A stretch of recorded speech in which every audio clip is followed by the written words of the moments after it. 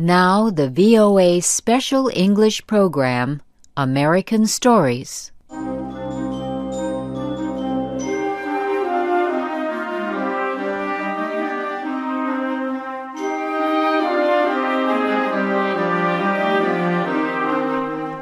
We present a special Christmas story called The Gift of the Magi by O. Henry.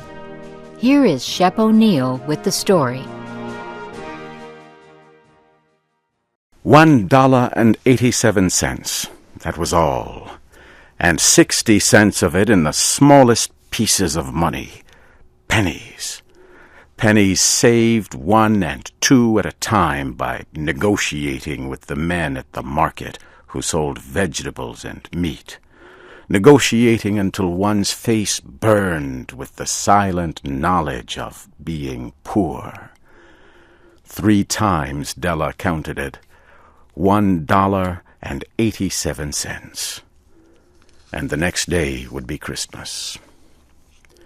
There was clearly nothing to do but sit down and cry, so Della cried, which led to the thought that life is made up of little cries and smiles, with more little cries than smiles. Della finished her crying and dried her face.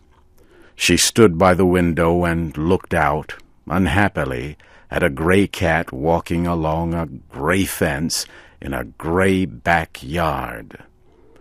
Tomorrow would be Christmas Day, and she had only $1.87 to buy her husband Jim a gift. She had been saving every penny she could for months, with this result. Jim earned $20 a week, which does not go far. Expenses had been greater than she had expected. They always are. Many a happy hour she had spent planning to buy something nice for him, something fine and rare, something close to being worthy of the honor of belonging to Jim. There was a tall glass mirror between the windows of the room. Suddenly Della turned from the window and stood before the glass mirror and looked at herself. Her eyes were shining, but her face had lost its color within 20 seconds. Quickly she pulled down her hair and let it fall to its full length.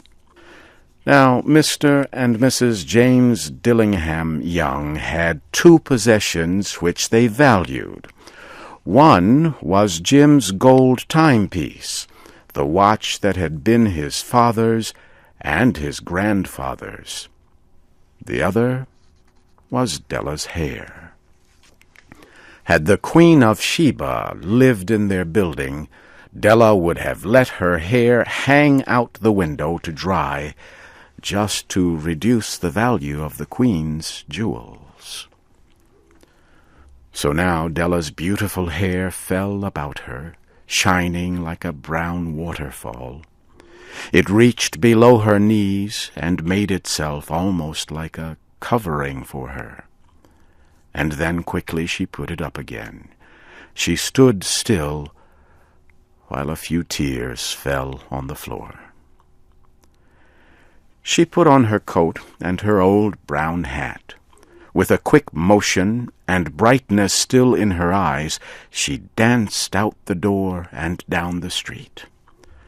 Where she stopped, the sign read, Madame Sophronia, hair goods of all kinds. Della ran up the steps to the shop, out of breath. "Will you buy my hair?" asked Della. "I buy hair," said Madame. "Take your hat off, and let us have a look at it." Down came the beautiful brown waterfall of hair. $20, said Madame, lifting the hair with an experienced hand. "Give it to me quick," said Della.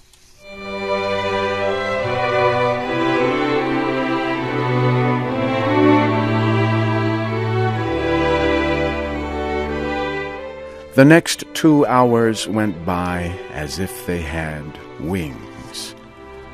Della looked in all the stores to choose a gift for Jim.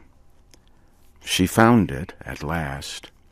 It surely had been made for Jim and no one else.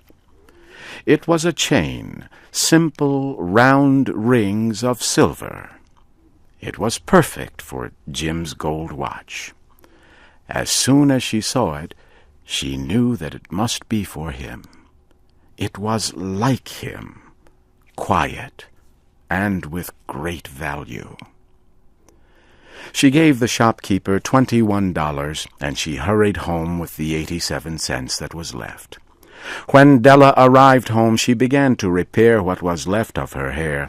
The hair had been ruined by her love and her desire to give a special gift. Repairing the damage was a very big job. Within 40 minutes, her head was covered with tiny round curls of hair that made her look wonderfully like a schoolboy. She looked at herself in the glass mirror long and carefully. "If Jim does not kill me before he takes a second look at me," she said to herself, "he'll say I look like a song girl. But what could I do? Oh, what could I do with $1.87? At 7 o'clock that night, the coffee was made, and the pan on the back of the stove was hot and ready to cook the meat. Jim was never late coming home from work. Della held the silver chain in her hand and sat near the door. Then she heard his step, and she turned white for just a minute. She had a way of saying a little silent prayer about the simplest everyday things. And now she whispered, "Please, God, make him think I am still pretty."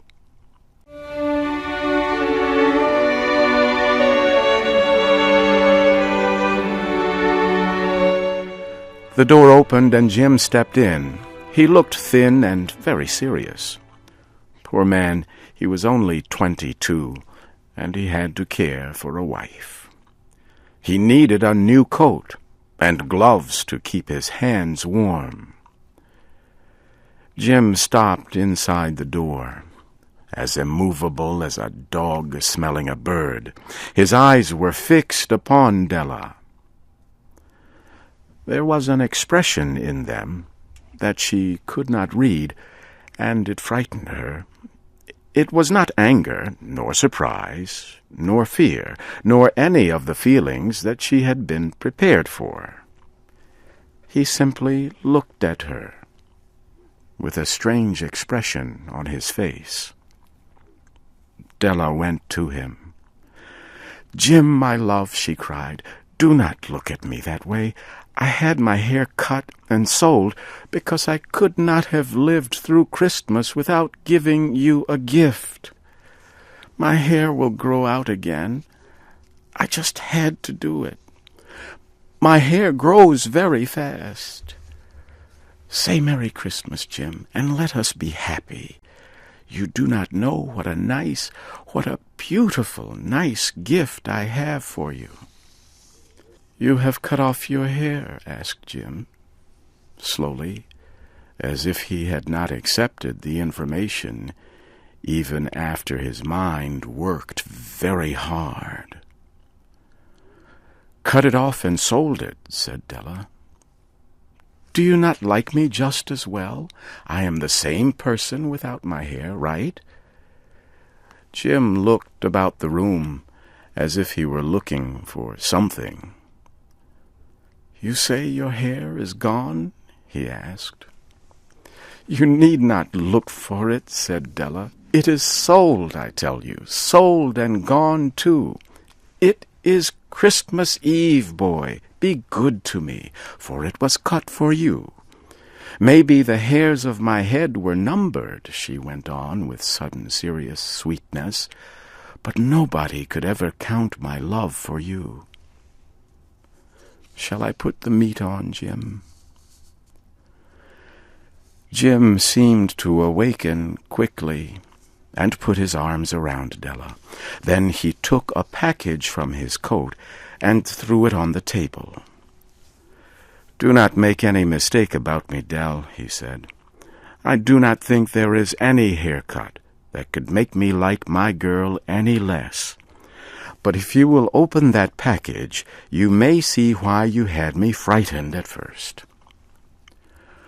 White fingers quickly tore at the string and paper.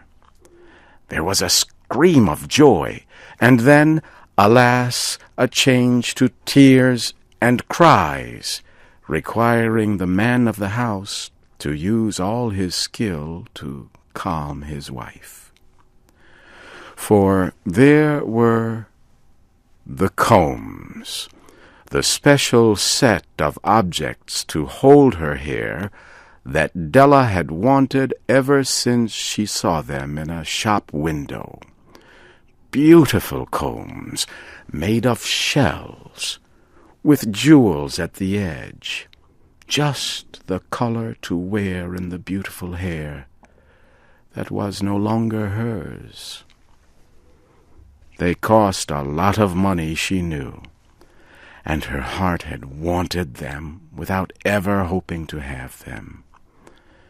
And now the beautiful combs were hers, but the hair that should have touched them was gone.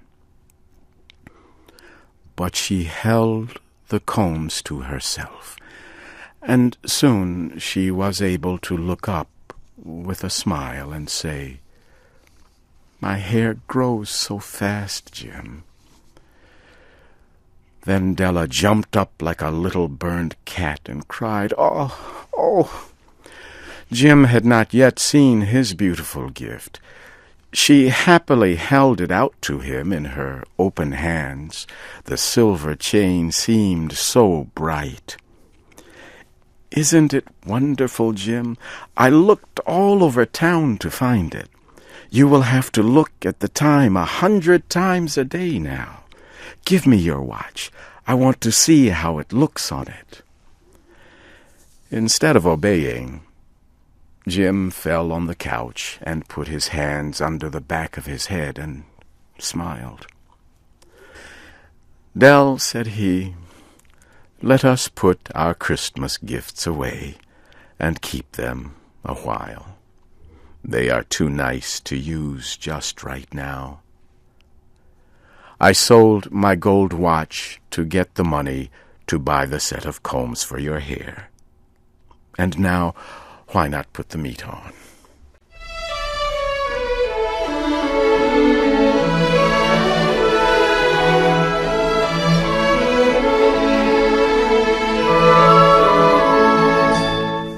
The Magi were wise men, wonderfully wise men, who brought gifts to the baby Jesus. They invented the art of giving Christmas gifts. Being wise, their gifts were wise ones. And here I have told you the story of two young people who most unwisely gave for each other the greatest treasures of their house. But in a last word to the wise of these days, let it be said that of all who give gifts, these two were the wisest. Everywhere they are wisest. They are the Magi.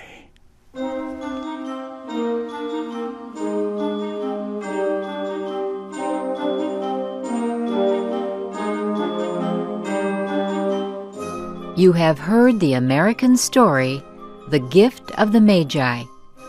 This story was written by O. Henry and adapted into special English by Karen Leggett. Your storyteller was Shep O'Neill. The producer was LaJuan Davis. I'm Shirley Griffith.